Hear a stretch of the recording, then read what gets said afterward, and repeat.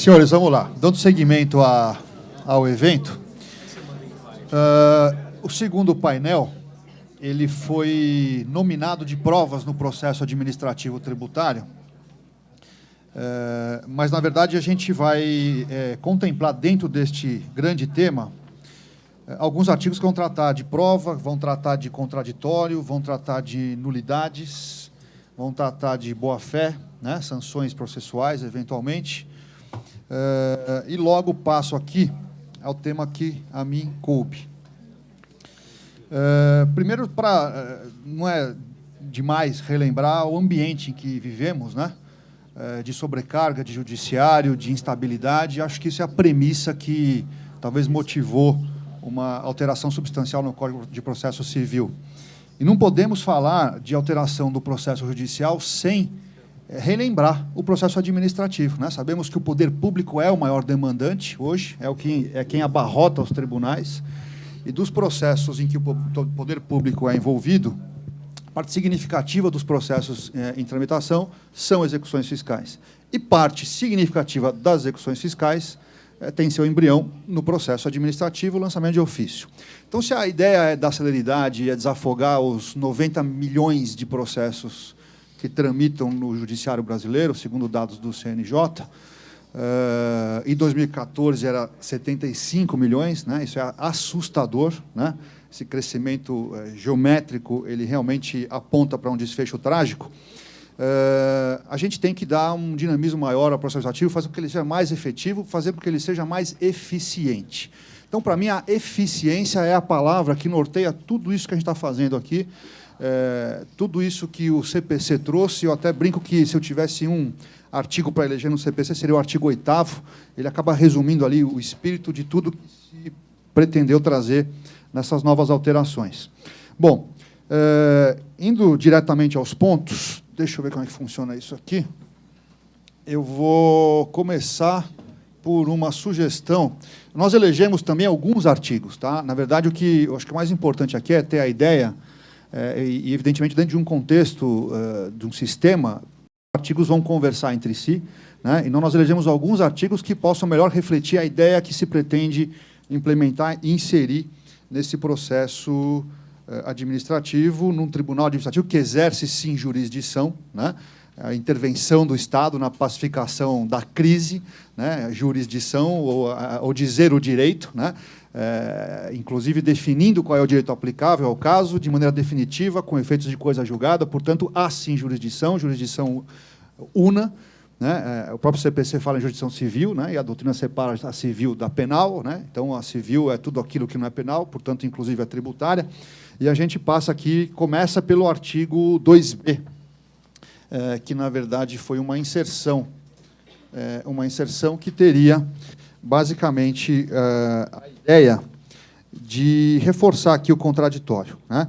Não se proferirá decisão de mérito contra uma das partes sem que ela seja previamente ouvida, né? Contempla a não surpresa, né? Contempla o valor trazido pelo CPC, e acho que aqui é algo que também não vai demandar muitas polêmicas. O outro artigo é o artigo 15, parágrafos 4º e 5º.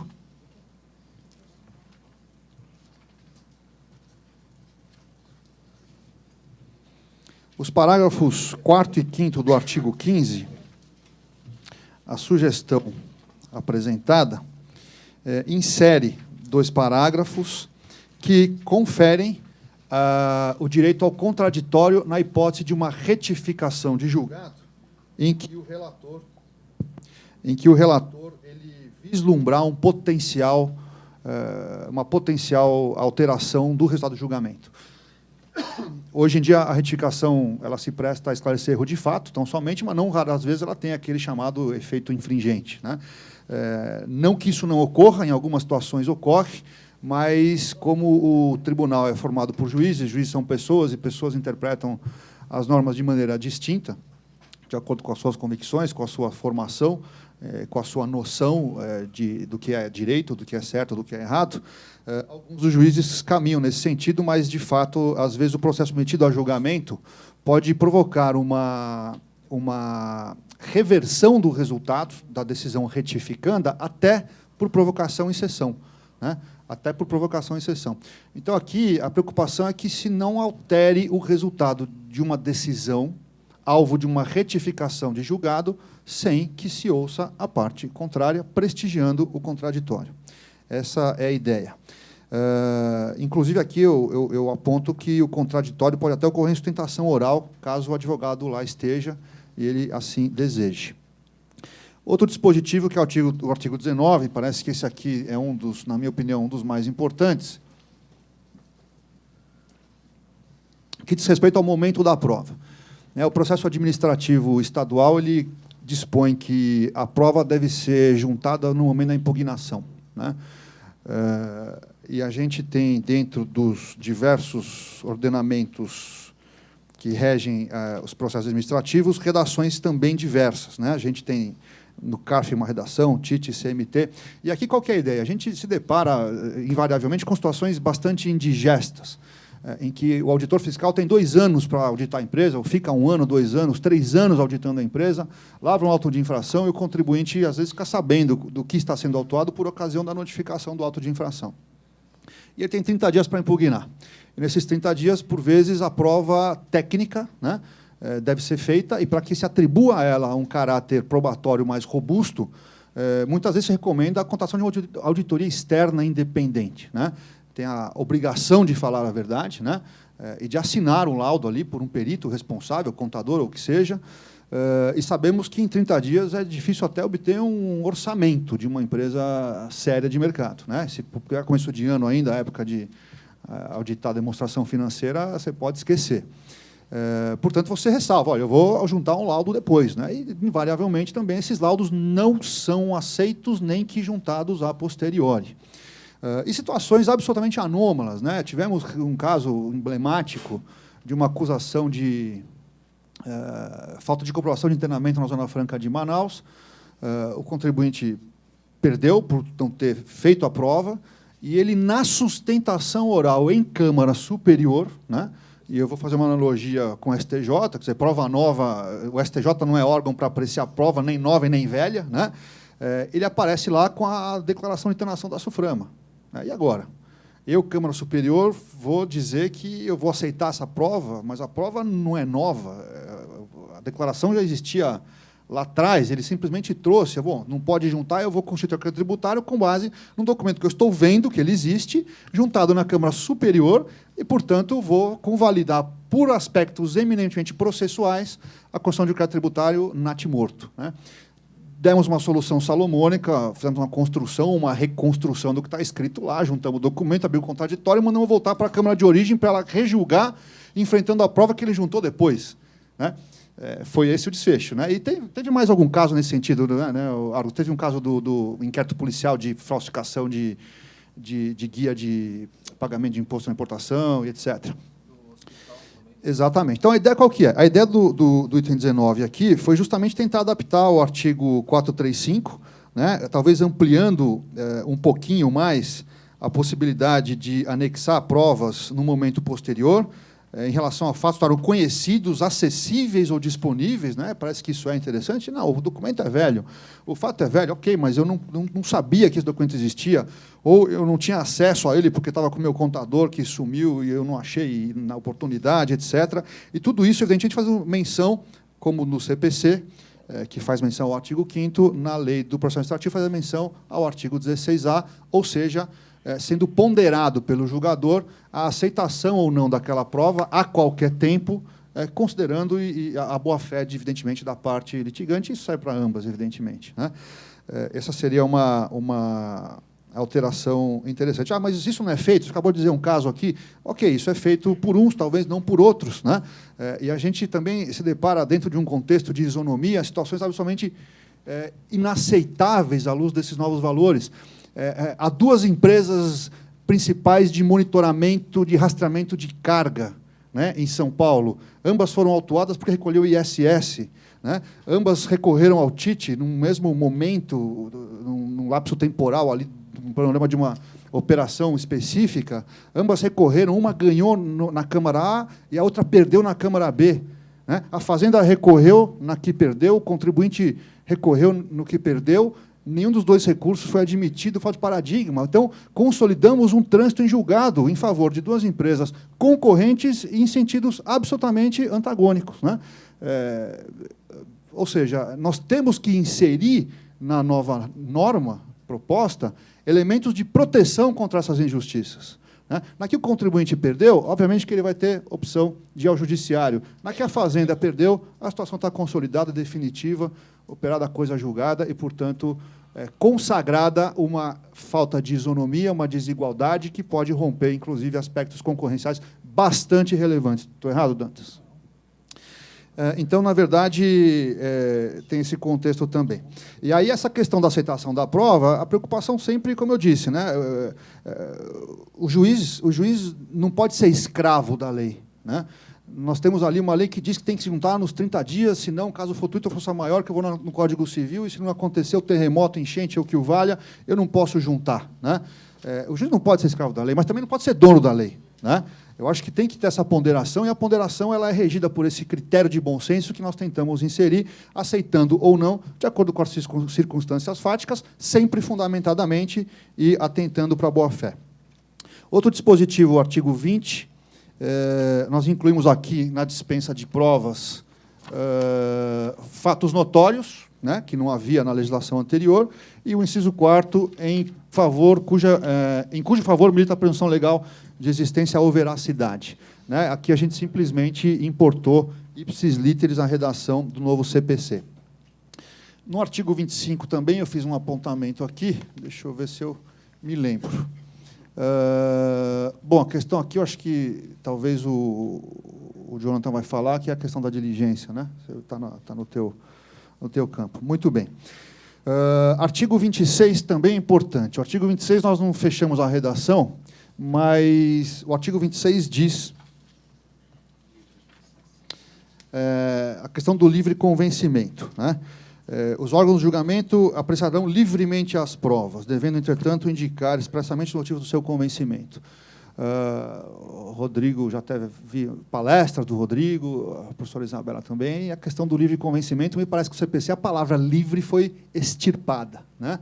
Você não encontra mais livre convencimento, apreciará livremente as provas, não tem mais essa liberdade para o juiz, né? O que existe agora é a necessidade de se formar uma persuasão racional, uma persuasão fundada nas provas, anexadas aos autos, tanto aquelas que fizeram com que você, ou com que o julgador, chegasse ao convencimento a que chegou, como aquelas que não foram consideradas e sempre justificando o porquê não as considerou. Parece que essa ideia está em consonância com a necessidade de fundamentar as decisões, fundamentar no direito, fundamentar nas provas, e aí talvez atenuando um pouquinho essa questão do livre convencimento.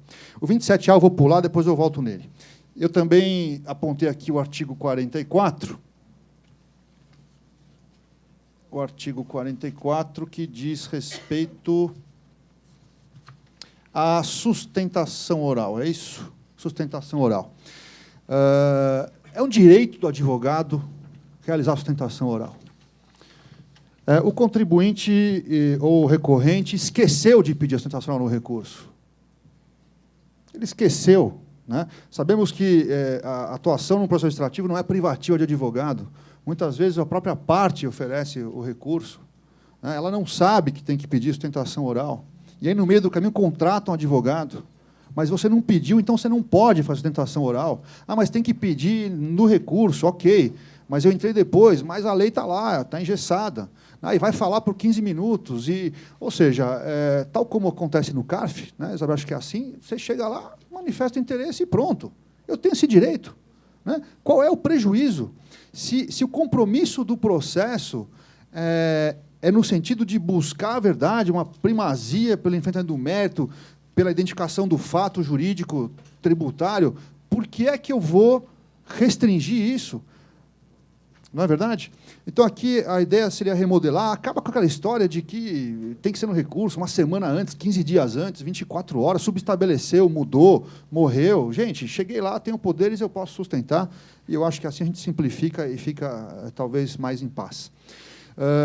Outro ponto que foi colocado, a questão também que diz respeito ao reequilíbrio das partes no processo, né? Relembrando lições aí de que o processo administrativo tributário ele é desequilibrado. A Fazenda lança, a Fazenda parte, a Fazenda julga, a Fazenda cobra e a Fazenda arrecada e a Fazenda gasta dinheiro, né? Então, ela é tudo no processo, né? O Estado é onipresente naquela relação, né?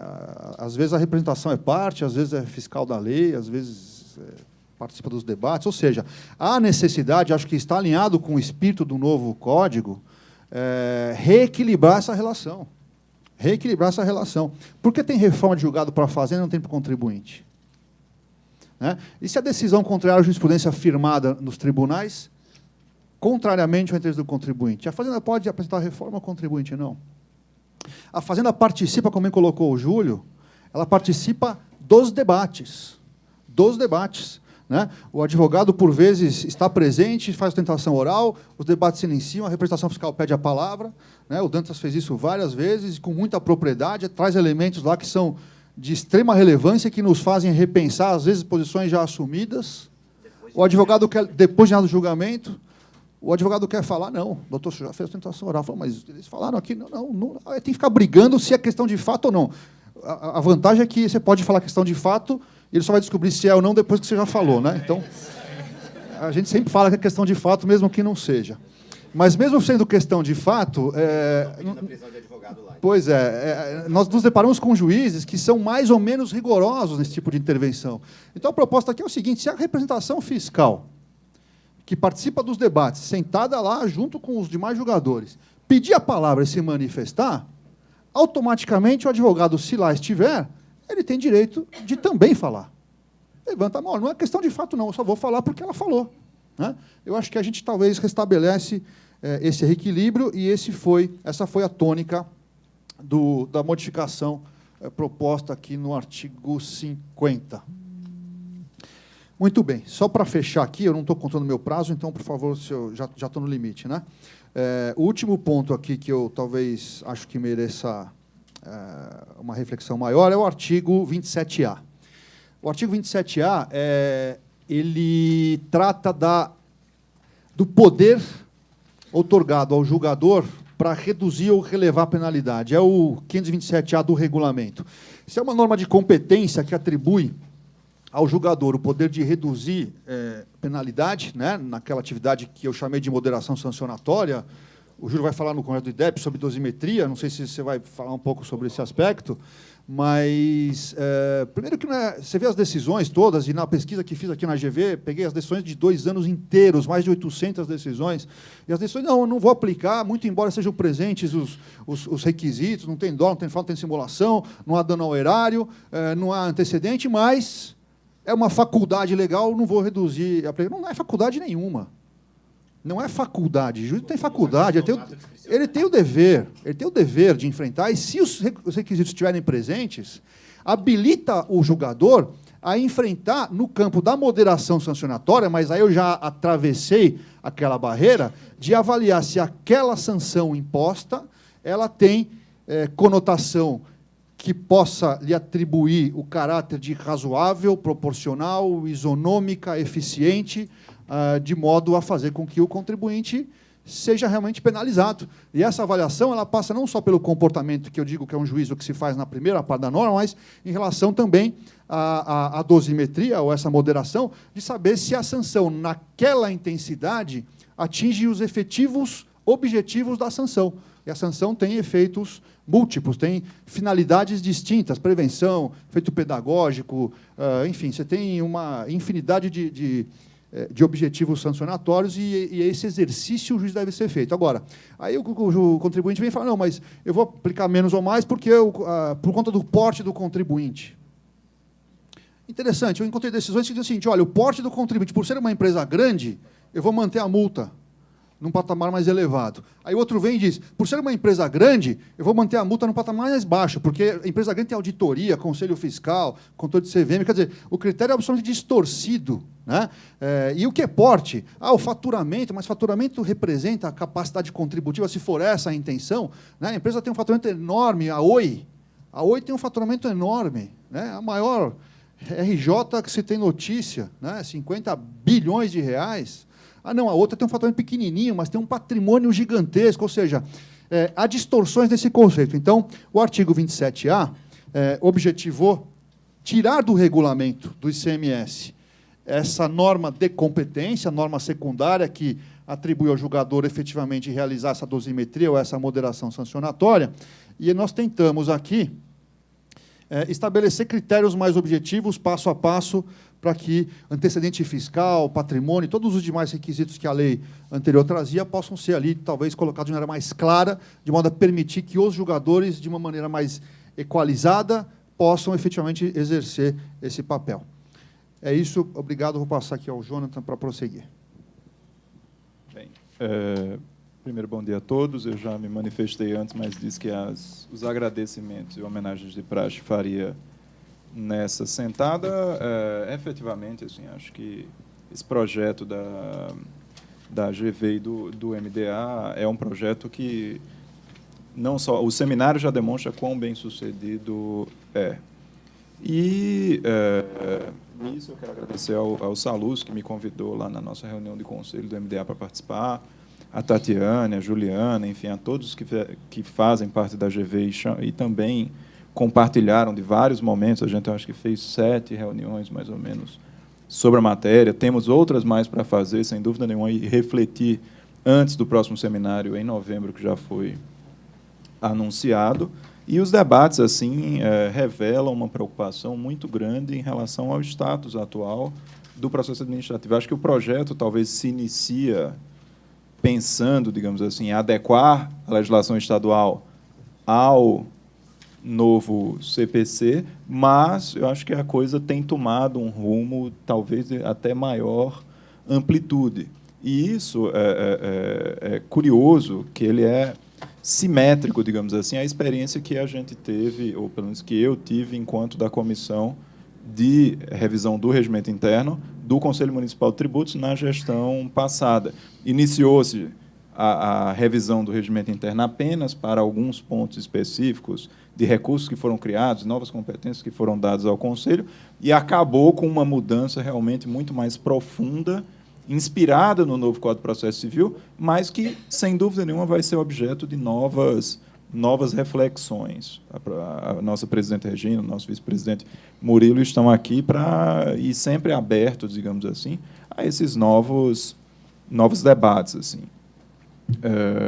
E dentro, alguns desses debates, inclusive, acabaram sendo trazidos para esse comitê, e alguns pontos eu acho que a gente teve elogios, evoluções que são assim bastante próximas àquelas que a gente teve no Conselho Municipal de Tributos e que representam, digamos assim, uma forma de reafirmação da advocacia, de um lado. Acho que essa questão da sustentação oral é algo fundamental, assim, permitir sustentação oral em qualquer hipótese, e não ficar a imaginar o que o presidente de uma determinada Câmara, de um determinado tribunal, vai fazer nessas situações concretas. O advogado é, sem dúvida nenhuma, um elemento essencial à administração da justiça, é o que diz a nossa Constituição.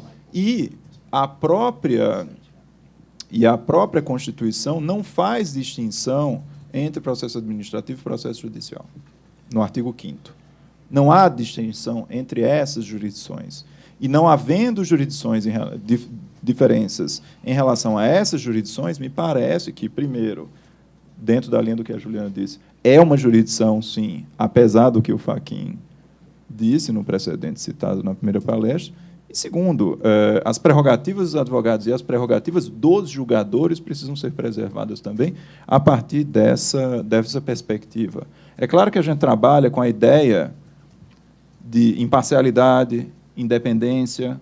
Nós, enquanto julgadores, trabalhamos com essa lógica, mas, óbvio, sem esquecer, digamos assim, das nossas origens. Está aqui a advogada que estava presente na sessão de terça-feira e teve um grande problema em relação à forma de publicação de pauta nas câmaras reunidas por um problema de sistema. Enfim, todos sabem que os sistemas hoje dominam nossas vidas.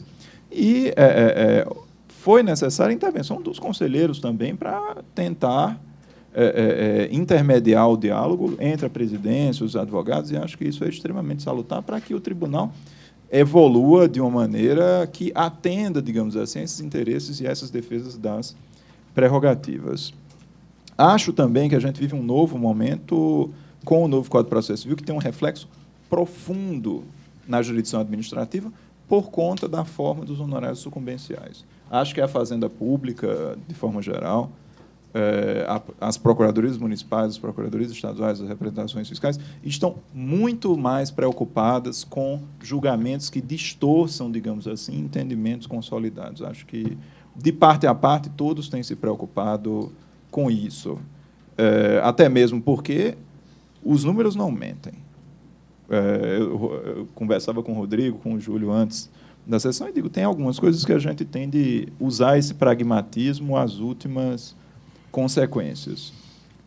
Os tribunais administrativos, de forma geral, decidem de maneira por votos, por votações unânimes, e dessas votações unânimes, eu acho que em poucos casos há, de fato, reversão desses julgados pelo judiciário. Então, dar garantias aos julgadores e dar também, de outro lado, reforçar esse papel jurisdicional desses tribunais, ajuda também na administração da justiça de forma geral. Então, isso, digamos assim, é uma lição que pode vir desse diálogo entre o novo Código de Processo Civil, com esse aumento de honorários, aumento das sucumbências, e os julgamentos administrativos. A gente não pode, digamos assim, e foi citado aqui antes que havia a retenção dos processos, não foi uma experiência bem-sucedida no CAF, isso não é 100% verdade. Na realidade, a grande reclamação que existia é porque a Fazenda estava impedida de cobrar aqueles valores cujos processos estavam pendentes da decisão do Supremo Tribunal Federal. Mas de que adianta a Fazenda Pública executar esses contribuintes se tem uma repercussão geral reconhecida, e esse processo não vai ser julgado de acordo com o entendimento do CAF, necessariamente, ou do Conselho Municipal, ou do TIT, e sim vai ser julgado pelo entendimento de um tribunal superior. Critérios de distinguishing são extremamente necessários. Ter técnicas de julgamento em bloco, acho que a gente aprende com as experiências, a Tatiana citou aqui antes, que essa semana tivemos no Conselho Municipal de Tributos o primeiro julgamento, digamos assim, temático, em sentido estrito, e lá vimos que algumas práticas poderiam ser melhoradas em relação aos próximos julgamentos. Agora, julgar é julgar rápido, julgar tecnicamente de maneira consistente e julgar teses jurídicas. Os fatos são extremamente importantes, as injustiças vão acontecer, vão definitivamente acontecer. Em toda espécie de julgamento, o Salus falou antes aqui que todos somos humanos, todos somos passíveis de erros. E esses controles vão ser exercidos em órgãos competentes, quer seja na Câmara Superior do TIT, quer seja no Judiciário, enfim. Existem mecanismos de freios e contrapesos em relação a isso. E um dos temas que me parece assim, fundamental dentro dessa reforma é a questão das nulidades. Eu acho que assim, a gente já virou essa página, acho que é muito importante dizer isso, essa página que as nulidades assim, são um apanágio de todas as coisas. Se resolvem processos apelando para as nulidades. Os processos precisam ser resolvidos no mérito. Essa é a ideia, digamos assim, do novo CPC, do novo Código de Processo Civil, principalmente no artigo 6º, que fala do princípio da cooperação, e fala do princípio do julgamento no mérito, e isso precisa ser refletido na perspectiva que a gente tem em relação aos nossos julgamentos. A reforma, as propostas que foram feitas no artigo 10, no artigo 10b, tem como fundamento, digamos assim, relevar um pouco, não é relevar as nulidades, mas fazer com que a marcha do processo siga. Não é admissível, por exemplo, e tem muitos casos dessa natureza, em que o contribuinte, vamos admitir, declara que é isento de uma determinada situação e que, por exemplo, no caso do título, o código ele é isento, então seria irrelevante qual seria a classificação fiscal daquele bem. E ele se defende durante todo o tempo que a classificação fiscal é A. E houve o auto de infração dizendo que a classificação fiscal era a classificação B.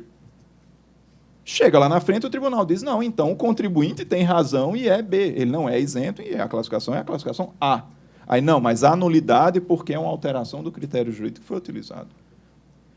anular nessas situações me parece assim, absolutamente contraproducente sob o princípio da eficiência. É claro que, se o contribuinte não tivesse se defendido da matéria, é óbvio que tem de voltar à estaca zero, voltar à primeira instância, o que quer que seja. Agora, se o contribuinte única e exclusivamente se defende sobre um fato e você diz, então, tudo bem, é exatamente o fato sobre o qual você está se defendendo, e você vai anular o processo dando guarida à tese do próprio contribuinte, me parece uma situação absolutamente problemática. A legislação municipal tem artigos que são muito mais específicos. Os artigos 13 a 15 da Lei 14.107, que é a que rege o processo administrativo e rege o procedimento de fiscalização municipal, eles trazem dispositivos extremamente específicos a respeito do assunto, e é algo que a gente estava debatendo no grupo de trabalho para ver como a gente poderia incorporar certos princípios ou certas ideias disso. Porque, realmente, a gente critica o judiciário por julgamentos que não enfrentam as teses e que são julgamentos técnicos, principalmente nos tribunais superiores, de tecnicidades do recurso, e reclama pelo julgamento do mérito, e aqui a gente não pode virar as costas e dizer, não, tudo é nulidade e a gente não vai julgar mérito de absolutamente nada. Acho que o Conselho Municipal evoluiu bastante nesse aspecto, o TIT tem evoluído, o CARF também tem evoluído, porque, se a gente pega historicamente a quantidade de nulidades que existiam dessa natureza que eu mencionei, eram grandes. Os tribunais declarando nulidades de qualquer coisa, porque é óbvio que gera uma economia processual imensa. Você simplesmente diz, olha, não vou julgar porque é nulo, e não vai enfrentar o mérito da controvérsia, e a situação do contribuinte não vai ser resolvida. Muitas vezes, voltando esse caso à pauta, algum tempo depois, porque ainda estava no prazo decadencial, enfim, e vem um novo lançamento. A gente precisa, de fato, debater teses. Outro ponto também importante é essa questão da maximização do contraditório. Vários artigos foram modificados, o artigo 2b, o artigo 15, parágrafos 4º e 5º, o artigo 25, parágrafo 3º, em todas elas se fala da maximização do contraditório como sendo um elemento fundamental. Sempre que uma parte fala, a outra parte fala também. Sempre que vai haver um ato que pode surpreender o contribuinte, e diga-se passagem, ou o fisco, diga-se passagem, esses atos, normalmente, eles são praticados... É porque eu vi que o meu tempo... Eu falei 9 minutos até agora, eu comecei às 11. Falta uma, vamos dar um descontinho. Nesses casos, eu acho que assim, o princípio da não surpresa é importante, e a gente vai ter aquilo que no WhatsApp circulou bastante, que é o chamado despacho piu-piu, né? Olha, eu acho que eu vi um gatinho, então vamos aqui... Se prepare que eu vou dar um despacho dizendo isso. Então, teve uma coisa que circulou pelo WhatsApp que falava disso. Agora, eu queria só falar duas coisas realmente para encerrar. Eu teria outras para falar. A questão da litigância má-fé na esfera administrativa, que eu acho que é um tema que a gente precisa estudar mesmo com seriedade. O sham litigation em matéria tributária é outro tema que precisa ser estudado, ou seja, os desvios concorrenciais a partir, digamos assim, de um abuso do direito de petição administrativo, no caso concreto. Agora, falar em provas, a gente tem um artigo 19 que tem elementos assim que me preocupam muito. Essa juntada de novas provas, o Salus falou um pouco dessa experiência que fazem, assim, muitas vezes... A gente também faz algumas gambiarras assim, para tentar resolver o problema, mas a gente tem pelo menos 3 situações concretas que são situações extremamente problemáticas e extremamente comuns.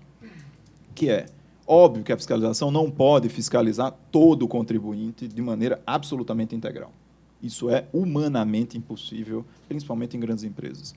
Então, quais os critérios se usam para fazer a amostragem nos casos concretos e como essa amostragem pode ou não ser desconstituída? Porque tanto a defesa vai ter de atuar por amostragem, como a Fazenda tem de atuar por amostragem. A gente teve um caso que foi julgado há uns 20 dias no Conselho Municipal de Tributos, em que o grande problema foi a forma da amostragem que foi usada pelo contribuinte. O contribuinte fez uma amostragem e disse, eu tenho 50 contratos, eu vou juntar 4 e vou trazer declarações dos outros dizendo a mesma coisa que eu quero dizer. E esses 4 contratos não me pareciam, digamos assim, no caso concreto, suficientes para entender qual era o negócio desse sujeito. Outros 2 pontos, e aí realmente eu encerro, são as questões das provas novas, os complementos às provas. Como encarar esses complementos? Muitas vezes podem surgir provas novas no memorial. Nesse caso, se abre vista para a parte contrária, eu acho que não tem o menor tipo de problema. Agora, muitas vezes as provas dependem das premissas utilizadas pelo julgador de segunda instância, que muitas vezes são diferentes das premissas utilizadas pelos julgadores de primeira instância. O fiscal vai lá e diz, eu preciso desses documentos porque minha convicção vai ser baseada nesses elementos. E, na segunda instância, as premissas são absolutamente diferentes. E, nesses casos, o dever do julgador é permitir que a parte junte esses novos documentos, porque nunca foram pedidos. Como é que a parte, no primeiro grau, vai adivinhar quais os documentos, a partir das premissas de outro julgamento, vão ser usados? Então, isso é algo que a gente precisa sempre ter em mente. Os julgamentos em segundo grau, sendo um órgão de apelação, sendo um recurso ordinário, as provas vão ser reanalisadas, e reanalisadas de maneira extremamente profunda pelo princípio da verdade material. Então, é claro que eu fiz algumas apenas provocações, digamos assim, não fui tão detalhista quanto o Sallusti, mas espero que essas provocações reverberem, digamos assim, no nosso debate, que acho que vai ser muito produtivo e, com certeza, vai evoluir essas propostas que foram produzidas. Obrigado. Muito bom. Obrigado, Jonathan. Vou passar a palavra ao Marcelo Roncaglia. Por favor, Marcelo. Obrigado. Bom dia a todos. Eu queria agradecer primeiro o Sallusti, a Juliana, a Tatiana, pelo convite, agradecer especialmente a MDA e a GV por estar aqui hoje, aprender um pouco, estar a par do projeto e poder contribuir com algumas inquietudes da prática profissional.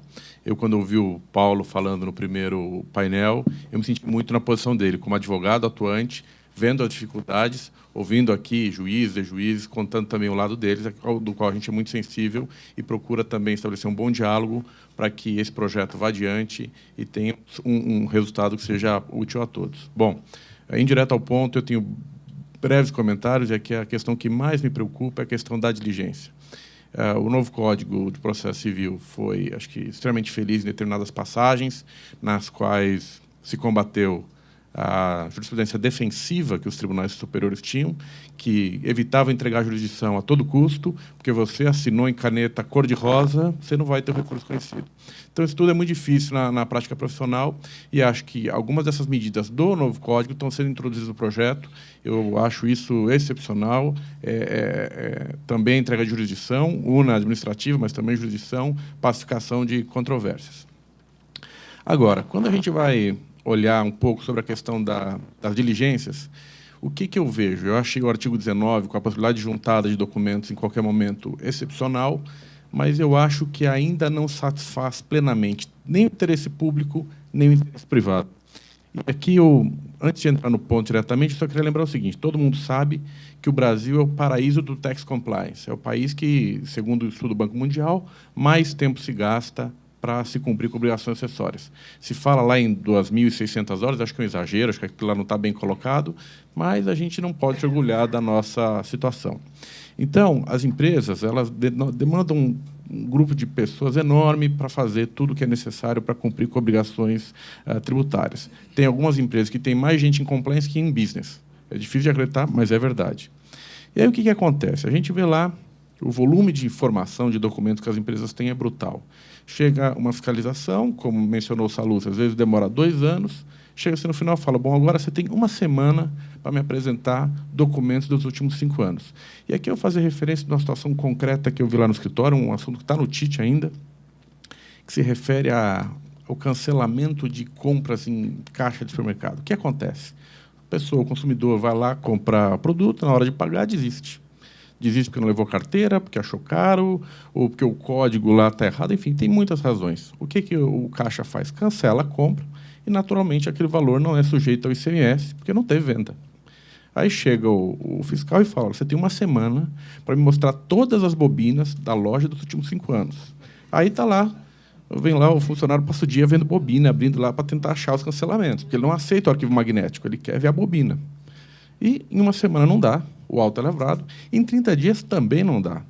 E aí tem nisso o processo administrativo, que eu louvo o processo eletrônico, porque eu acho que é fantástico, inovação incrível, e o processo também é muito rápido. É julgado, o contribuinte, mesmo contratando empresa de auditoria, não tem um laudo pronto, não tem a documentação preparada. Aí o que acontece? Essa documentação fica pronta com muito esforço na véspera do julgamento. Aí vai lá, se peticiona, vai falar com o relator, com os julgadores, que ficam uma arara, falando português claro, e dá para entender. Puxa vida, eu estou com o meu voto pronto, a documentação chega agora na véspera do julgamento? Duas coisas acontecem. Ou o julgamento segue sem se considerar os documentos que foram apresentados fora do prazo, ou ocorre a diligência, que já é uma vitória nesse momento. O processo baixa. Só que quem que vai examinar o documento? É o fiscal, que te pediu em uma semana aqueles mesmos documentos. Aí ele fala, poxa, mas agora eu não vou ver. Você apresentou agora eu não quero. Não, mas o Tite mandou. Não, mas não vou ver. Ou então, uma pessoa mais arejada fala, tá bom, vou ver. Ele dá uma olhadinha e fala, isso aqui não está bom, não serve. O processo volta e o auto é mantido. Então, o que acontece? Essa diligência, do jeito que ela existe hoje, eu acho que ela tem que ser repensada. Ainda que, em muitos casos, ela resolva de fato, se elucide a questão de fato, ela não tem atingido plenamente o interesse, seja do contribuinte, seja o interesse público. E por que eu digo isso? Porque esses mesmos casos das bobinas, que eu citei aqui, é um exemplo meio caricato, mas eu juro que é algo prático da vida profissional que tem acontecido. Esses casos fatalmente acabam em juízo. Em juízo, com uma perícia de um perito independente, que não tem conflito de interesses, fatalmente terá manifestações reconhecendo o óbvio, que o sujeito não comprou a mercadoria, o imposto não tem que ser pago. Só que nisso vão 10 anos de custo para o Estado, para gerenciar um processo perdido, honorários de sucumbência, que no novo CPC ganharam uma relevância muito maior do que tinham, e para o contribuinte. Primeiro, a gente quer fomentar a economia brasileira. Como é que o cidadão aqui, especialmente quando se trata de empresa estrangeira, vai explicar para o acionista lá nos Estados Unidos, em qualquer outro país, que tem uma discussão fútil como essa? Não é fácil. É uma perda de energia, uma perda de dinheiro com garantia, com advogados, que é muito difícil de explicar. Então, só para concluir, não tentando me exceder, eu acho que a questão de diligência está muito bem posta. Eu acho que foi muito boa essa mudança, especialmente do artigo 19, que permite a juntada de documentos a qualquer tempo e que vai, acho que, dar mais força para que as diligências sejam deferidas. Acho isso muito bom, mas talvez a gente possa ir um pouco mais além na questão da perícia. Eu sei que é um paradigma novo, eu sei que haverá resistência, porque a perícia pode fazer com que o processo administrativo demore mais, mas pensando em efetividade da decisão e entrega de jurisdição, eu acho que talvez seja uma boa medida. Bom, muito obrigado a todos. Bem, fazer uma pontuação aqui, especificamente com relação ao tema da moderação sancionatória. E aqui eu proponho o 27A, não sei se tem condições, já está ali, inclusive. Bom, a moderação sancionatória, hoje, ela está veiculada no 500.127A. Né? Ela tem alguns requisitos, e aí ela pressupõe, obviamente, a caracterização da infração. Então, eu falo de moderação a partir do momento que a infração está caracterizada plenamente, então é de ser mantida, e passamos a cumprir os requisitos. Então, no caso do Estado de São Paulo, não pode, aquela infração não pode implicar em falta de pagamento de imposto, e a conduta do contribuinte não pode ter nela incerta fraude, dolo, simulação. Pois bem, e aí eu passo, então, para esses parâmetros que, de certa forma, vocês reproduzem com um pouco mais de sutilezas, enfim. Mas eu confesso que aqui eu esperava um pouco mais, Lucy. Né? O que eu esperava? Assim, quando a gente entra na moderação, então a gente passa a falar de dosimetria dessa pena. Né? Na nossa situação, ali no Estado, ela pode ser de 0 a 100%. Zero, quer dizer, eu estou afastando efetivamente a aplicação de uma sanção. É possível fazer isso. Aí eu vejo aqui que vocês inseriram aqui, por exemplo, parágrafo 3º, com a preocupação de que essa, não uma redução, a eliminação mesmo da pena, ela não seja aplicada ao caso em que há uma reincidência. E aqui descrito o que vai ser entendido, então, como reincidência. Bom, mas da forma como colocado aqui, não veda a possibilidade de eu reduzir a 99,99%. Né? O que muito se assemelha à supressão da da pena. Isso aqui, na verdade, ele exacerba, assim, ele demonstra a situação mais crítica da coisa, né? Na verdade, essa moderação sancionatória ela é hoje um elemento que pesa muito contra a isonomia na aplicação desse instituto. Por quê? Porque não tem bem definido como praticar essa dosimetria. Esses critérios, por mais que você tente objetivar, eles se tornam de uma aplicação subjetiva. Como o Sallusti disse, por exemplo, para um determinado juiz, a questão do porte econômico da empresa é motivo para não reduzir. Para outro, não, imagina, ele tem N controles por causa desse porte, jamais incorreria, foi um mero erro, tal, então reduzo aqui. Então, a fim de eliminar um pouco ou reduzir o impacto dessa subjetividade na hora do julgamento, talvez fosse interessante criar patamares de redução. Né? Você tem, para a mesma situação, um juiz que reduz para 1% do valor originalmente lavrado, outro, em médio virtus, 50%. Né? Então, talvez se criássemos ali alguns patamares, com critérios mais objetivos, exatamente, você, de certa forma, contribuiria para uma homogeneização maior dessas decisões na questão da moderação sancionatória. Acho que esse é o principal ponto aí que eu queria colocar. Com relação ao contraditório, eu tenho uma posição...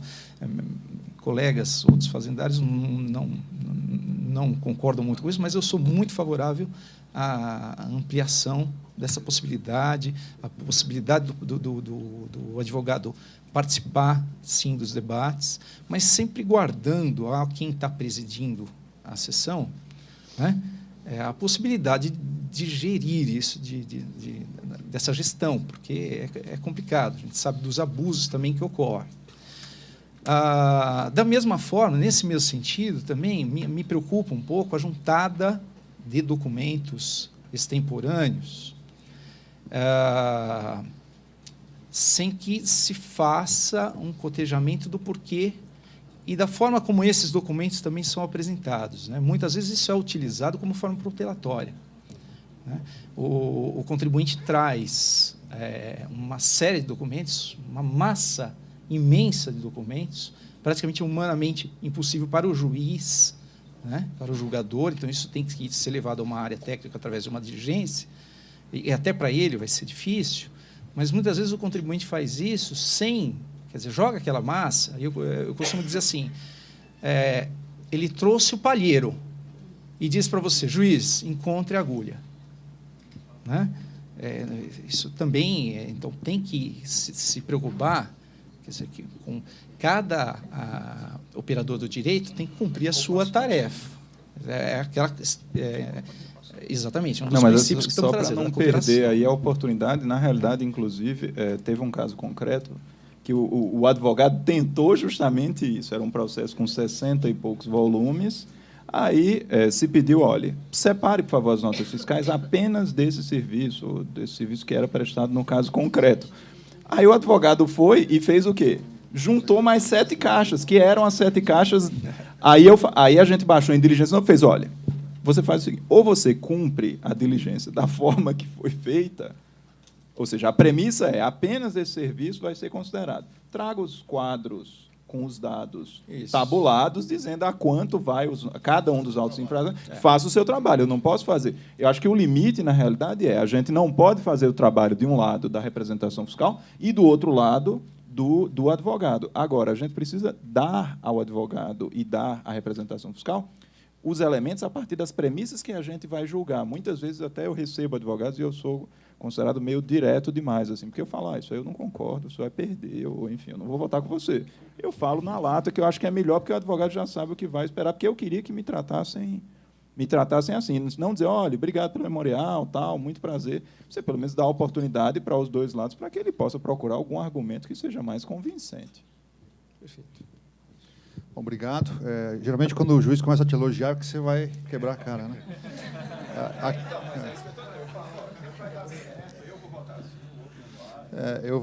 Tenho escrito aqui o Walter Cardoso, Dr. José Jardim Neto e Rodrigo Dalla Pria. E, na sequência, o Argos. Vanessa, Gustavo, Isabela.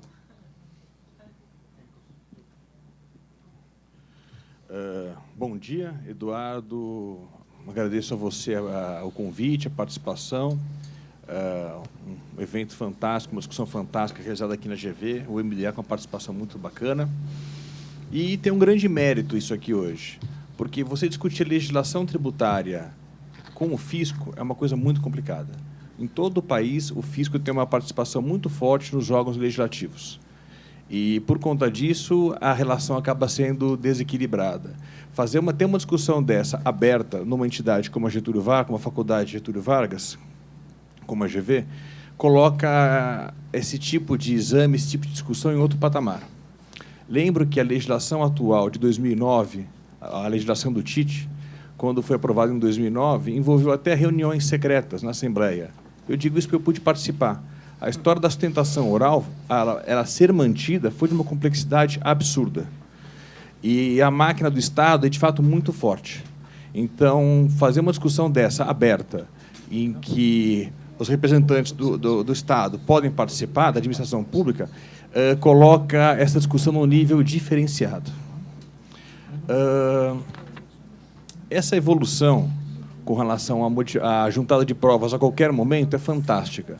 Como o Eduardo bem colocou, o fisco tem 5 anos para poder fazer uma verificação e o contribuinte 30 dias para se defender. Isso não faz sentido, não tem muita lógica. E vou mais longe. O Estado de Mato Grosso do Sul tem um sistema muito interessante e bastante recente.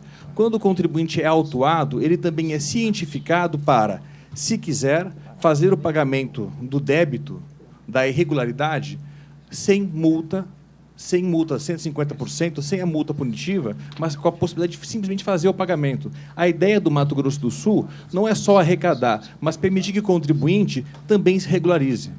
Isso é uma descoberta muito recente que a gente poderia até pensar em implementar aqui. Porque se a ideia da administração pública não é fazer mal ao contribuinte, a ideia é fazer com que ele fique regular, com que o fisco sempre receba os seus dinheiros, a chance de apontar a irregularidade e não imediatamente a punição seria uma grande evolução.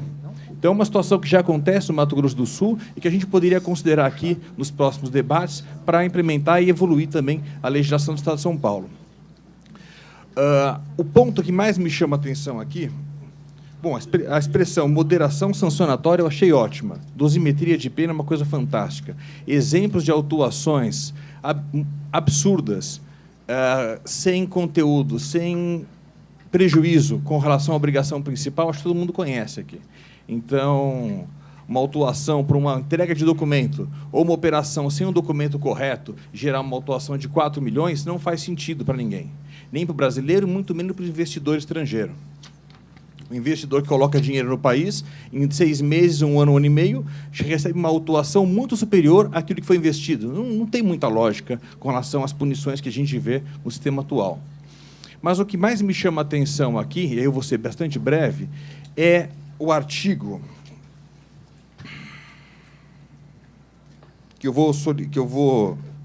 o artigo 39, que fala da instância. O artigo 39 da legislação atual diz que, se eu tiver um débito, um auto de infração de até 5.000 unidades fiscais do Estado de São Paulo, 5.000 FESPs, eu não tenho acesso ao Tribunal de Impostos e Taxas. Aqui se procurou prestigiar a eficiência. Veja, um auto de infração não é muito relevante, então ele pode ser julgado pelo órgão de primeira instância.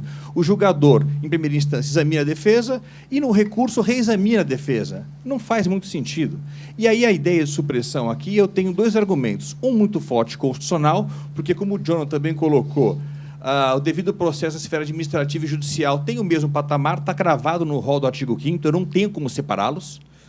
E um segundo, mais próximo. Eu tenho aqui no Estado de São Paulo uma lei complementar, a Lei Complementar 939, que instituiu o CODECOM, e que garante a todos o contraditório, a ampla defesa e o acesso a um tribunal paritário de julgamento em segunda instância administrativa. Então, eu tenho hoje uma legislação ordinária com uma limitação de acesso ao Tribunal de Impostos e Taxas e uma lei complementar do Estado de São Paulo que permite o acesso a um tribunal paritário. Então, a ideia aqui é a supressão. Alguém pode me dizer o seguinte, mas veja, é um caso irrelevante. Bom, eu não consigo olhar para a Constituição Federal e imaginar uma quebra de igualdade. Aquele contribuinte é pequenininho, ele não merece um tribunal administrativo. Não me faz sentido isso. Se ele não merece um tribunal administrativo, ele também não merece ser autuado. A eficácia tem que ser para todos. Então, a supressão que eu sugiro aqui do artigo 39 seria completa. Porque, se eu tenho uma lei complementar que garante a todos o duplo grau de jurisdição, eu não tenho como sustentar um tipo de restrição aí, dessa maneira. Uma anistia barra remissão. Uma anistia barra remissão, justamente. Não tenho como. Acho que a minha participação era essa. Eu vou procurar ser bem objetivo e estou à disposição. Obrigado, Walter. Professor José Jardim. Bom dia. Queria agradecer a Tati pelo convite. Eu teria 3 colocações que eu acabei anotando. Uma delas, mais ou menos na linha do que o Rogério disse. E eu concordo plenamente. Eu acho que deve haver uma dosimetria aí, fracionária, por fração ou por percentagem, mas ela deve estar estabelecida de modo objetivo. Da forma como está, a gente volta na mesma discricionariedade. Embora esteja lá estabelecido, alguém pode diminuir ou não diminuir a multa conforme ele entenda relevante. Então, eu acho que aqui, nesse primeiro ponto, seria muito importante estabelecer essas frações, 1/3, até 1/3, até a metade, conforme for, e em relação ao patrimônio do contribuinte, se você fosse estabelecer essa fração, a participação dessa autuação e dessa multa em relação a esse patrimônio ou a esse faturamento. Então, não importa tanto o tamanho do contribuinte, mas sim o quanto representa aquela multa naquele patrimônio. Eu acho que seria mais importante do que estabelecer diferença de patrimônio. Talvez, para uma Volkswagen, uma multa muito alta seja relevante tanto quanto uma multa baixa para um contribuinte pequeno, e o contrário não é verdadeiro. Para a Volkswagen, talvez uma multa muito pequena não seja relevante. Então, esse link entre o tamanho do contribuinte e o tamanho daquela multa é importante.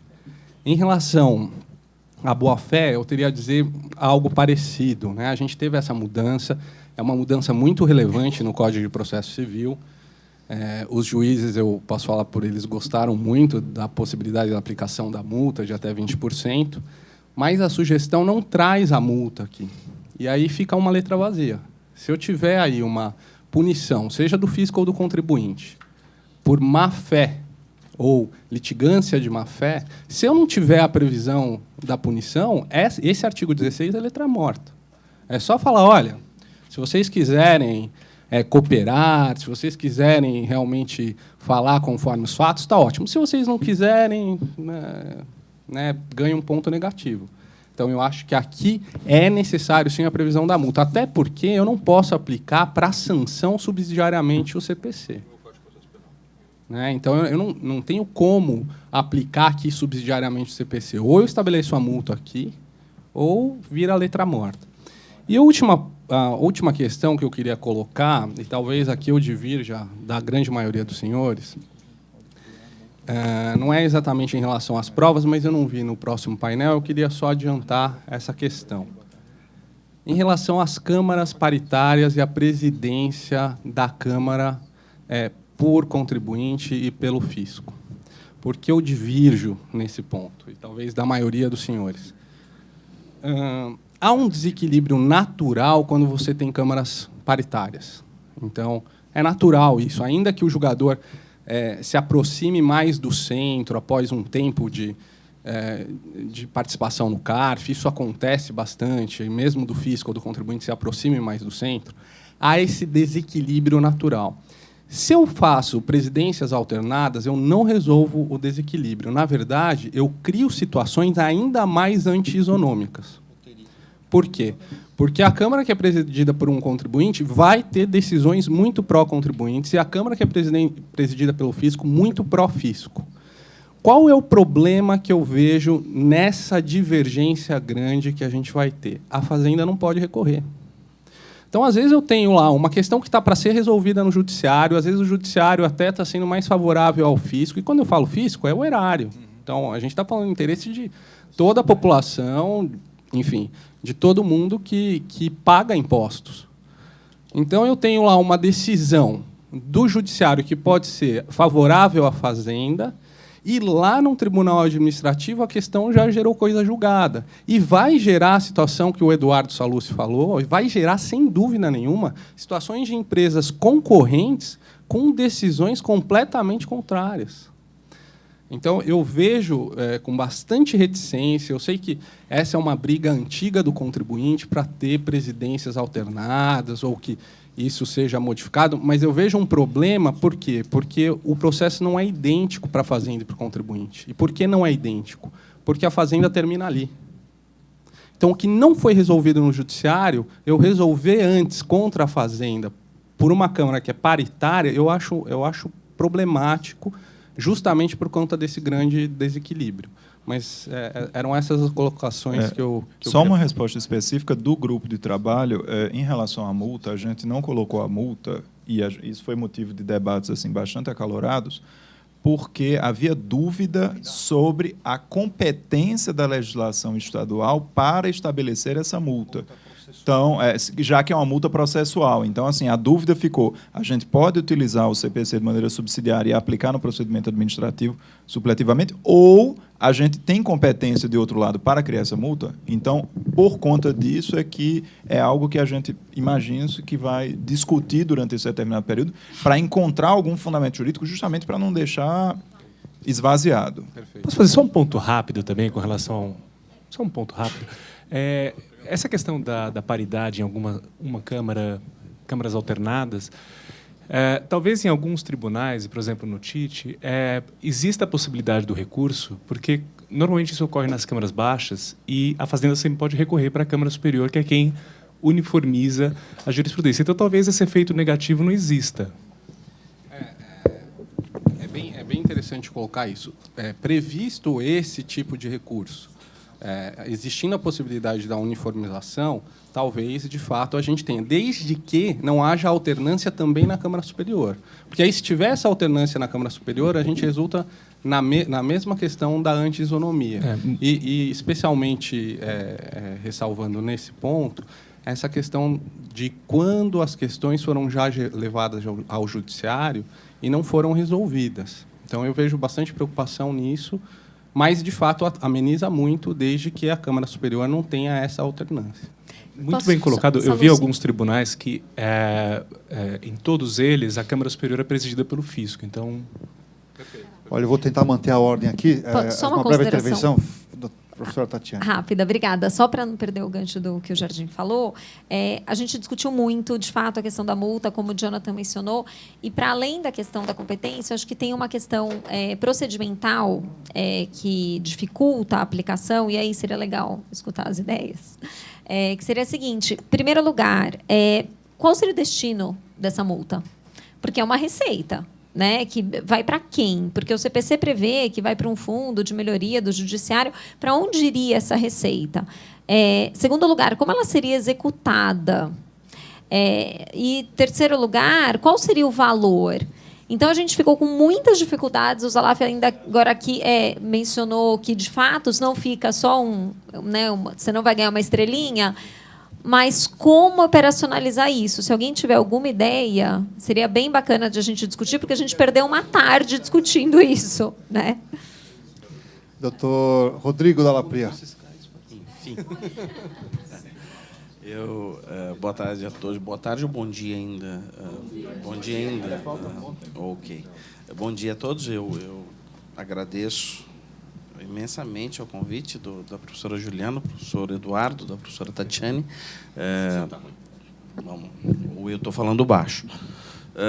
Eu tenho tratado desse tema em algumas oportunidades. Eu deixei de me manifestar no painel anterior, até porque estou tanto quanto cansado de falar dessa coisa da aplicação do precedente vinculativo ao processo administrativo. Eu só quero chamar a atenção para a a colocação feita pelo Vinícius, eu concordo com você, talvez seja o caso de trazer a súmula, mas aguardar, porque o Poder Judiciário está com o mesmo problema, né? Há várias súmulas que não estão sendo aplicadas e ele vai ter que dar um jeito de cancelar isso, porque senão os juízes vão, aqui embaixo, na ponta, vão ficar perdidos. Eu já me... tratando das questões relativas a esse painel, eu folgo saber que esse projeto fantástico aqui da GV não esteja mais restrito à mera aplicação ou adaptação da legislação de contencioso administrativo ao novo CPC. A coisa está indo adiante. E eu percebi isso até nas propostas aqui. E esse mote que vai aqui nortear os meus comentários. Eu vou, antes de comentar 2 pontos relativos à exposição do Eduardo, tratar de algumas outras coisas que constam aqui da proposta do projeto. Eu falo especificamente ou que poderiam constar da questão dos prazos contínuos que continuam aqui, sendo contados continuamente no processo administrativo, e também a respeito se adaptar ou não ao novo CPC com a contagem em dias úteis, e principalmente a questão da suspensão do dia 20 de dezembro ao dia 20 de janeiro. Advogado tributarista também precisa de férias, né?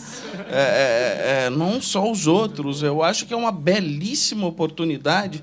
Que rende alto nesse período. Exato. O artigo 6º, que trata do assunto na lei, ele tem 3 parágrafos, nada mais salutar do que acrescentar um 4º parágrafo, reproduzindo o artigo 220 do Código de Processo Civil. É o momento de se fazer isso. Uma outra coisa importante, e há um comentário no artigo 45 do projeto, o artigo 45 e a proposta, a respeito de alguns casos de juízo de admissibilidade no TIT que ingressam ao mérito do recurso, né? Apesar do problema ter sido colocado, eu não vi no projeto nenhuma menção a uma espécie de agravo interno que possa levar essa decisão para o Tribunal Pleno, porque a gente fica refém desse tipo de decisão, não há recurso para nada. Às vezes você precisa se valer do Poder Judiciário, um mandado de segurança. Olha, o presidente do tribunal foi além do que ele pode. Seria interessante, talvez, também ver, ao comentário embaixo, Eduardo, sobre a proposta de alteração, salvo o melhor juízo, deixa eu olhar. Aqui, ó. Por vezes, o juiz de admissibilidade tem apresentado análise do próprio mérito recursal. A esse tipo de expediente não há um recurso para levar para o plenário, não é? Talvez seja o caso de pensar nisso também. Agora, já entrando especificamente naquilo que foi objeto das exposições, eu me reporto ao artigo 15, o que trata do pedido de retificação de julgado, que foi tratado pelo Eduardo Sallusti, e me pergunto e devolvo a pergunta a vocês, se não seria o caso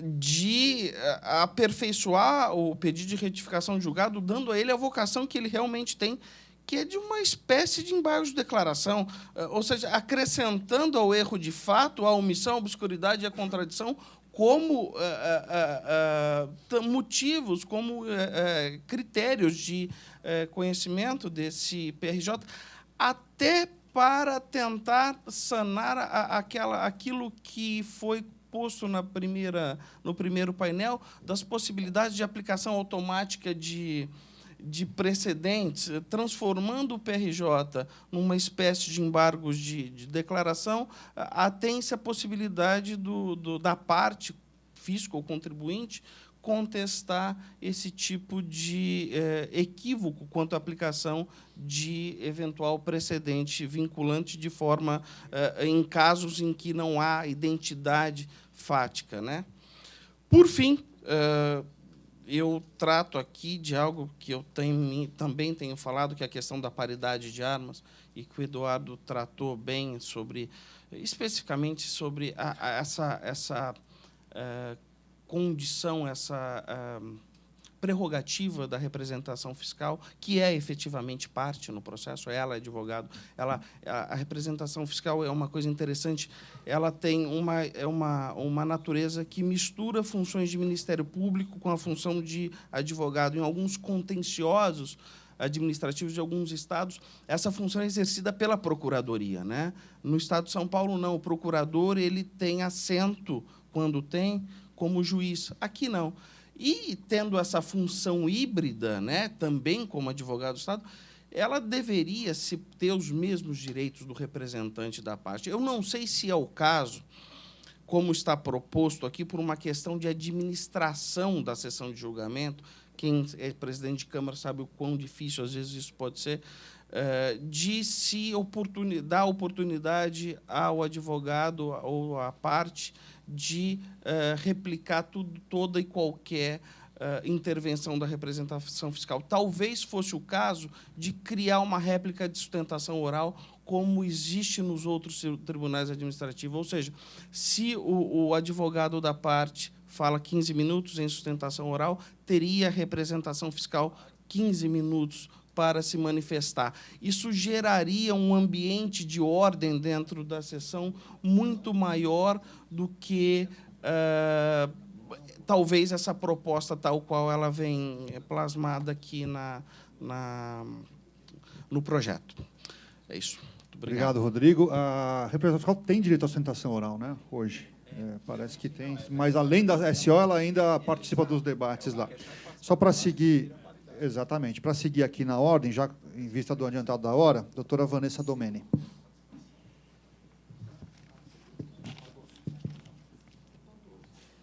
O Rodrigo já falou um pouquinho de algumas coisas que eu queria dizer. Primeiro delas é do próprio artigo 15. Eu acho que tem uma questão lá no tribunal, na prática, que a retificação de julgado ela pode ou não ser dada a oportunidade do advogado ter a sustentação oral ou não. Então, isso eu vejo que, em alguns casos, tem ficado a critério do presidente, né, da Câmara Superior das Câmaras, porque há uma discussão se a retificação de julgado é um recurso ou não é. Então, quando você vai falar de sustentação oral, que é dada a oportunidade para os recursos, quando você está falando em retificação de julgado, você pode ter uma divergência de interpretação. Então, eu acho que no artigo 15, que você colocou a questão de contraditório, ouvir a parte contrária, eu acho que é deixar expresso, porque isso hoje está a critério dos presidentes de Câmara, que eles teriam que a retificação de julgado seja dada a oportunidade de sustentação oral para as partes. E aí, um pouco do que o Rodrigo já falou, eu acho que está mais do que na hora da gente trazer os embargos de declaração. Isso foi uma briga, não sei se o Walter vai lembrar, em 2009, quando a gente foi falar da 13457, a gente tentou emplacar os embargos de declaração e foi uma luta naquelas discussões secretas, inclusive, e a gente não teve o êxito. E você vê que os advogados acabam os advogados e a representação fiscal também, isso é para as duas partes. Ora, se utiliza da retificação de julgado, né, para tentar emplacar alguma coisa, e ora do próprio recurso especial. Quando a gente fala do recurso especial, tem uma série de recursos na Câmara Superior que é para tratar de nulidade, muitas dessas nulidades por conta de omissão, e o processo ganha um andamento muito maior do que ele teria se fosse por embargos de declaração. Então, tem inúmeras decisões de omissão que são refletidas através do recurso especial, e eu acho que isso traz mais morosidade para o processo. Isso vai para a Câmara Superior, entra em julgamento, anula e volta para a Câmara Julgadora, e não tem mais a prevenção, e aí você começa uma discussão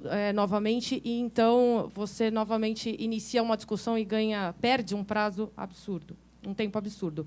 E a outra questão, rapidamente, o Rodrigo também comentou do agravo, eu acho interessante que no CARF hoje, contra as decisões que não conhecem do recurso especial, né, para a Câmara Superior, você pode entrar com agravo. Eu acho que no TIT seria bem interessante, as decisões é um ato do presidente, né? E a gente sabe que humanamente impossível analisar todas, isso é feito por muitos assistentes fiscais.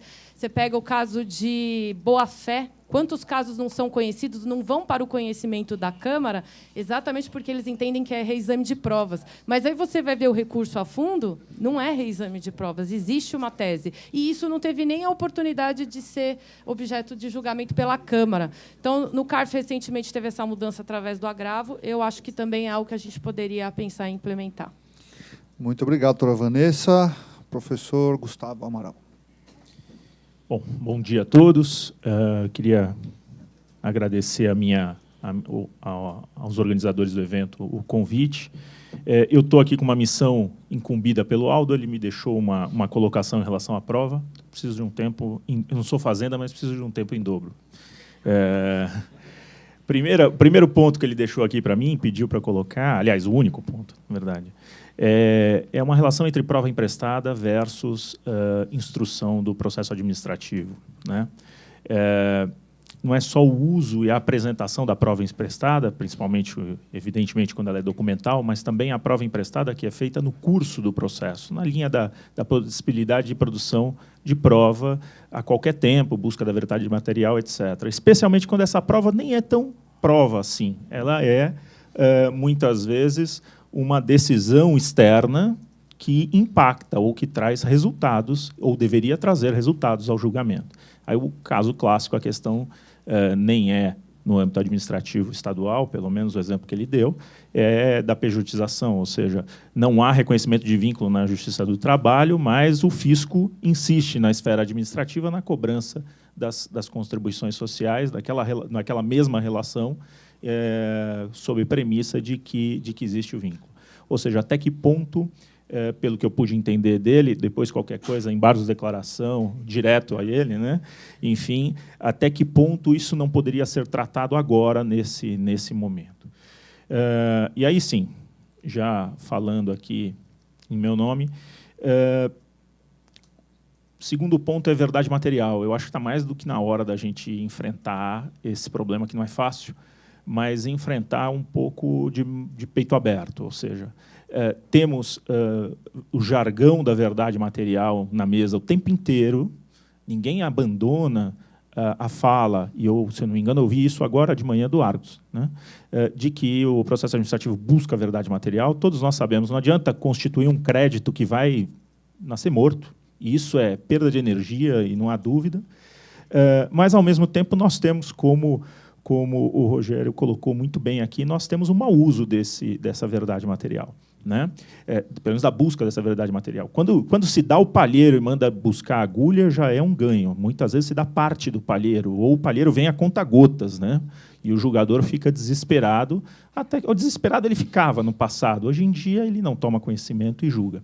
Então, talvez criar um procedimento, e essa é uma ideia balão aqui, criar um procedimento, mesmo em segunda instância, curto prazo, para que, na fase recursal, a parte junte, eventualmente, algum elemento que lhe pareça relevante para a solução da lide, seja uma saída intermediária entre o conta-gotas e a má-fé, o mau uso desse direito e o bom uso. Se a gente não criar algo, ou seja, algo objetivo nessa linha, a gente vai continuar sempre levantando uma bandeira da verdade material, né? Quem está querendo levar essa prova vai levantar essa bandeira, e quem está julgando vai levantar a bandeira da preclusão, né? Da necessidade, da eficiência do processo, necessidade de julgamento, prosseguimento, etc.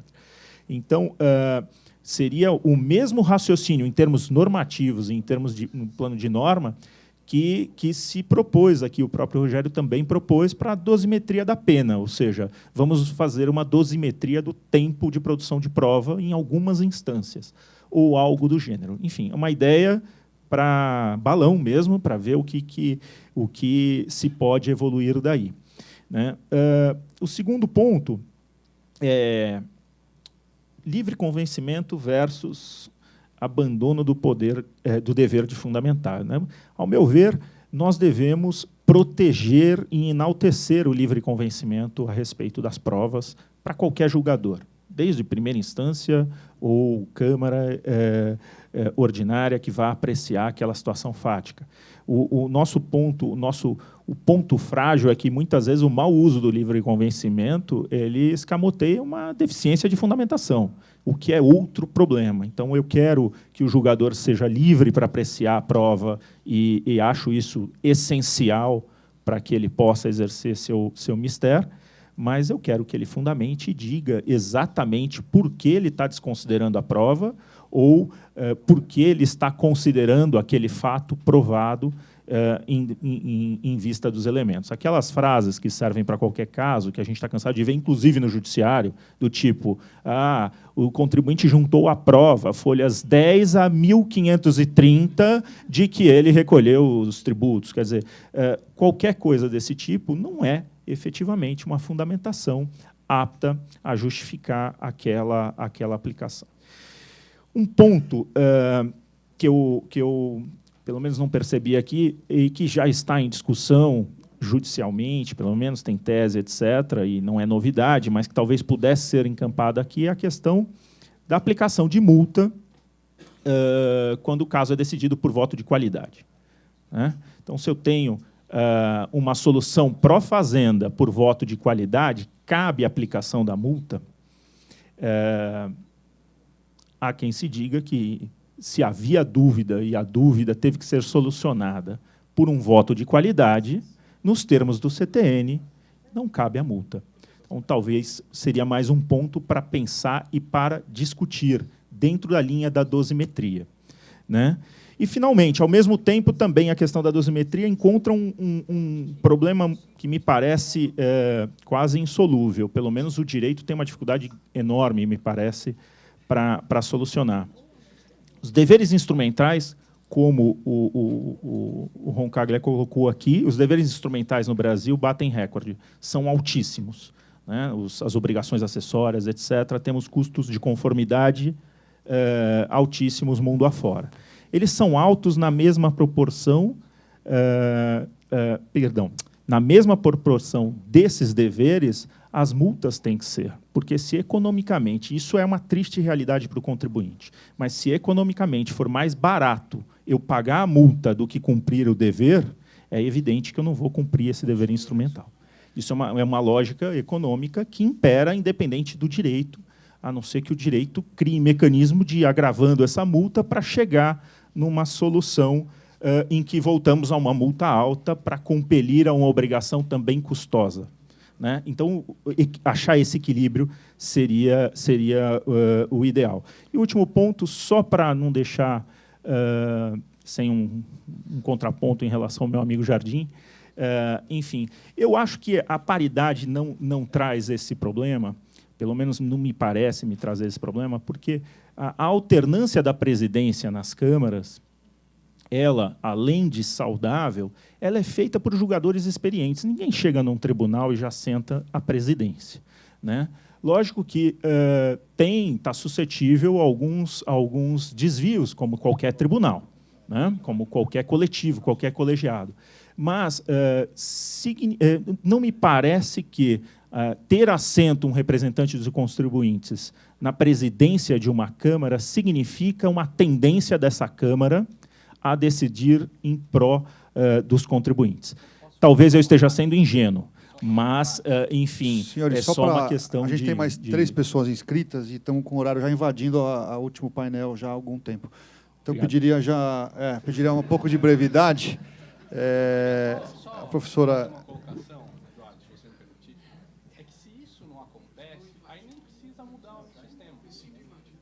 Se pede para ter alternância, porque quem representa o fisco vota mais com o fisco, e quem representa o contribuinte vota mais com o contribuinte. É por isso que se pede. Professora Isabela Bonfá. Vamos lá, eu vou subir em objetivo até para cumprir aqui. Os pontos que eu levantei foram abordados, eu não vou repetir, só vou ratificar a questão do agravo, que eu acho extremamente importante, e a observação do Jardim em relação à cooperação e boa-fé. São princípios que permeiam o novo código. Particularmente, eu acho que eles estão todos dentro do devido processo legal, né? Não seria novidade, seria uma observação obrigatória. Mas, eventualmente, só ter a previsão no artigo, e aí eu estou falando do 16A, não é suficiente, não vai nos levar a nada. Então, efetivamente, vocês já falaram que vocês discutiram a questão da multa, tem que ser aplicada uma multa administrativa, não sei, talvez a gente possa pensar melhor nisso e refletir no próximo encontro, mas a similitude do 774 do CPC tem que ter reflexo nesse novo regimento. Como é esse formal administrativa tal, a gente pode até pensar, mas acho que tem que haver para não ficar isso perdido, né? É tão valorizado o novo CPC, mas é tão valorizado porque tem uma penalidade. Senão, a colaboração, a boa-fé, enfim, esses modelos não vão ser adiante, não vão ser seguidos. Muito obrigado, doutora Regina. Tinha pedido a palavra também.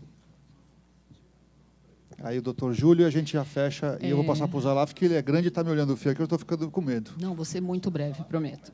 Na verdade, eu só queria parabenizar os organizadores, o MDA e a FGV, agradecer o convite do Jonathan e da Tatiana, que nós temos a honra de serem conselheiros lá no município, né? E, na verdade, eu vim muito mais aprender do que contribuir alguma coisa. E fiquei muito feliz que percebi que o CMT, a nossa legislação, está bastante aderente a essas novas alterações, né? A questão da súmula, a questão das pautas temáticas, né?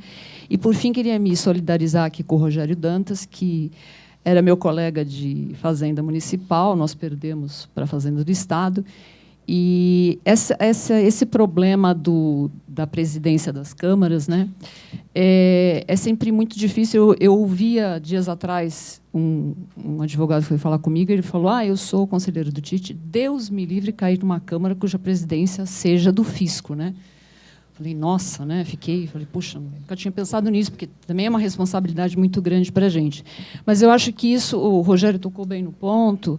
Uma decisão contrária para o fisco, ela é definitiva, né? Uma decisão contrária para o contribuinte, ele terá todo o judiciário para poder reverter isso. Enfim, mas queria só agradecer, parabenizar e, com certeza, gostaria de participar dos próximos debates. Obrigada. Tá bom, muito obrigado, professora Regina. Bom, muito rapidamente também, agradecendo o convite e, né, ouvindo o Walter falar, né, de audiências secretas e tudo mais uma vez para parabenizar a possibilidade de um evento onde as coisas sejam transparentes, né? Porque a gente está cansado de ver que onde o sol não bate, o bolor cresce, né? E muito bolor tem crescido aí, né? Mas só queria, porque é um ponto assim que passou por várias das coisas que foram ditas aí, que eu acho que é a relevância de cada um cumprir um papel dentro da relação processual. E eu acho que há uma confusão bastante acentuada, às vezes, nos papéis dentro do funcionamento do processo administrativo. Por exemplo, o julgador podendo reclassificar a infração, podendo inovar no critério jurídico do lançamento, né? Isso, por mais que a gente esteja acostumado, do meu ponto de vista, não é o certo. Tá? Então, assim como a representação fiscal representa um dos lados, o advogado representa outros lados, o interesse público ele está separado tanto do interesse da fazenda quanto do contribuinte. Ele é um terceiro interesse que pode, momentaneamente, coincidir com um dos lados. Mas eu acho que é importante no discurso que não se permita, e muito menos na legislação, por mais que a gente considere isso um vício, às vezes, menor e tudo mais, no meu ponto de vista, não é. Né? Não é uma nulidadezinha. Se eu reclassifico num auto de infração, ou a própria infração, ou o dispositivo legal, é um novo auto de infração. E o CTN está lá expresso, tem um dispositivo que veda isso. Então, eu acho que quando a gente permite esse tipo de coisa, e vai virando um vício do cachimbo, essa contaminação de papéis ela não é benéfica para a relação e para a institucionalização. Eu acho que é importante que, quando eu tenho um papel dentro da relação processual, eu cumpra aquele papel. Se eu estou como julgador, eu não posso alterar o auto de infração, né? Mesmo que isso momentaneamente possa parecer bom para a fazenda ou para quem quer que seja. E aí, em relação aos outros papéis também que a gente colocou. Só queria colocar isso porque vários dos pontos tangenciam esse ponto, né? E essa maleabilidade, né, de papéis dentro da relação processual, eu acho que a curto, médio e longo prazo ela é muito ruim para a transparência.